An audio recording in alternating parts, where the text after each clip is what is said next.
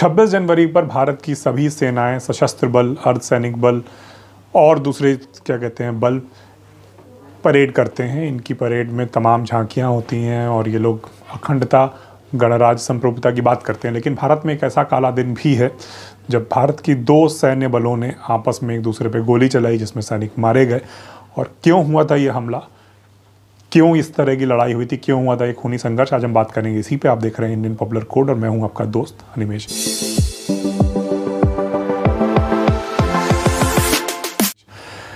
ये लड़ाई हुई थी सीआईएसएफ और इंडियन आर्मी के बीच में, जहां दोनों ने एक दूसरे पर गोलियां चलाई थी और दोनों की तरफ से कैजुअलिटीज़ हुई थी, लोग मारे गए थे। इसके बाद इस पर कार्रवाई हुई और बहुत सारी चीज़ें हुई और इसमें से ज़्यादातर जानकारी को पब्लिक डोमेन से हटा लिया गया है।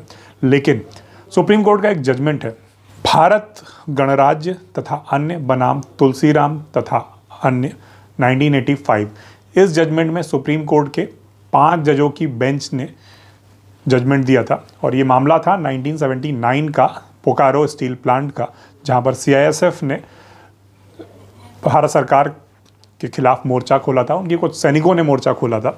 हुआ यह था, सीआईएसएफ की स्थापना 1969 में हुई थी और लंबे समय से ये लोग मांग कर रहे थे कि इनको सशस्त्र बल का या अर्धसैनिक बल का दर्जा मिले। और ये जो दर्जा है इसमें बहुत सारी तकनीकी चीज़ें हैं, जैसे बीएसएफ के जवान कितनी भी बहादुरी दिखाएं, उनको कभी परमवीर चक्र नहीं मिल सकता। इस तरह की चीज़ें हैं जो सेना के बाहर सुविधाएं नहीं मिलती। इसी तरह की बहुत सारी सुविधाएं हैं जो अर्धसैनिक बलों को मिलती हैं, सशस्त्र बलों को मिलती हैं, पुलिस के स्थानीय जवानों को नहीं मिलती। अलग अलग ये कैटेगराइजेशन है, बहुत तकनीकी चीज़ें, हम उसमें नहीं जाएंगे। लेकिन जो सीआईएसएफ के जो मांग थी उनका था कि हमको जो है सशस्त्र बल का दर्जा दिया जाए। और सीआईएसएफ की स्थापना जो हुई थी वो औद्योगिक क्षेत्रों की सुरक्षा के लिए की गई थी। तो एक कमेटी बनी, एक यूनियन बनी, जिसके जनरल सेक्रेटरी, महासचिव जो थे वो बने सदानंद झा, और ये गृह मंत्री से मिले। जनता पार्टी की सरकार थी और मार्च में ये गृह मंत्री से मिले और इन्होंने अपनी मांगें रखी। दूसरी तरफ बोकारो स्टील प्लांट में जो जवान थे, 1900 जवानों की यूनिट थी, 1900 जवान वहाँ पर मौजूद थे सीआईएसएफ के। उनमें से 1100 जवान जून में बागी हो गए और उन्होंने मोर्चा खोल दिया सरकार के खिलाफ। सरकार के हाथ पांव फूल गए, क्योंकि बोकारो एक तो उस इलाके में पड़ता है जो सीमा से बहुत ज़्यादा दूर नहीं है, दूसरा यहाँ पर नक्सलवाद आंदोलन का बहुत गहरा असर है। और 1979 वो समय था जब नक्सलवाद के लिए बहुत एक रोमांटिज्म और वो सारी चीज़ें भी थी। सरकार को डर था कहीं ऐसा ना हो कि चीज़ें हाथ से निकल जाए, तो बहुत सारे मजिस्ट्रेट, 5 मजिस्ट्रेटों को भेजा गया। फ्लड लाइट्स लगा के जो यूनिट थी, जो क्या कहते हैं, जो जगह थी, उसके आसपास बैरिकेडिंग कर दी गई और सेना को बुलाया गया और घेरा डाल दिया गया कि बाहर नहीं निकलना दिया जाएगा।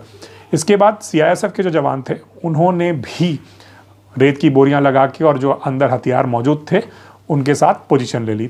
24 जून को ये पोजीशन ली गई। उसके बाद 3 दिन तक तनाव की स्थिति बनी रही और 27 जून को कार्रवाई हुई, जिसमें दोनों तरफ से गोलियां चली। भारतीय सेना के एक मेजर सहित 3 लोगों की मौत हुई।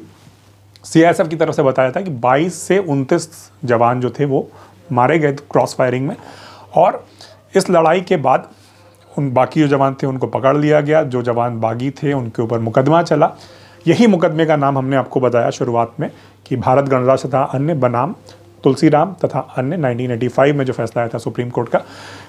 इसके बाद की कोई भी जानकारी पब्लिक डोमेन में नहीं है और जो समझ में आता है कि भारत सरकारों ने, आगे की सरकारों ने इस जानकारी को पब्लिक डोमेन में क्यों नहीं रखा।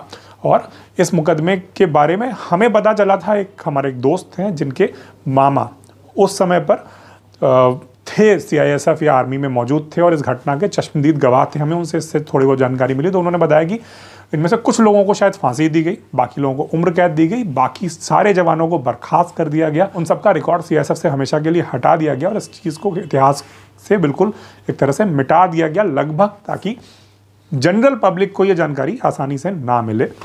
सीआईएसएफ के इन जो बागी जवानों का नारा था, वर्दी वर्दी वर्दी भाई भाई, लेके रहेंगे पाई पाई, पंजाब की जीत हमारी है, अब सीआईएसएफ की बारी है।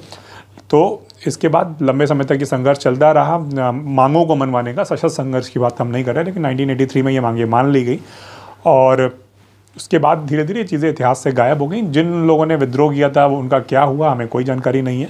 हाँ, लेकिन ये भारतीय इतिहास का एक काला दिन है जिसके बारे में तो बहुत कम जानकारी लोगों को उपलब्ध है। तो इसीलिए हमने आप तक ये वीडियो पहुँचाया ताकि ये कहानी जो है ये बनी रहे। इंटरनेट के दौर में धीरे धीरे लोग चीज़ें भूलते जाते हैं, गायब होती जाती हैं, तो ये कहानी बनी रहे। अगर आपको ये वीडियो अच्छा लगा हो, ये जानकारी नहीं लगी हो, तो इसको ज़रूर शेयर करिएगा। मैं बाकी वीडियोज़ देखिएगा। हाल ही में भारतीय सेना का एक वीडियो वायरल हुआ है, नौसेना का एक वीडियो वायरल हुआ है, जिसमें वो फिल्मी गाने पर धुन पर वार्म अप कर रहे हैं। उसके बाद भारत सरकार ने माई गवर्नमेंट की तरफ से भी उस वीडियो को जारी किया, जिसमें एक फिल्मी गाना है 70s का।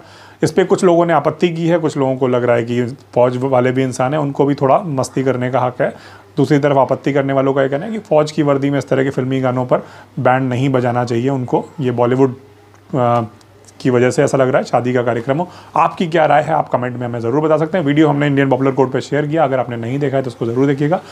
बने रहिए हमारे साथ। नमस्कार, धन्यवाद।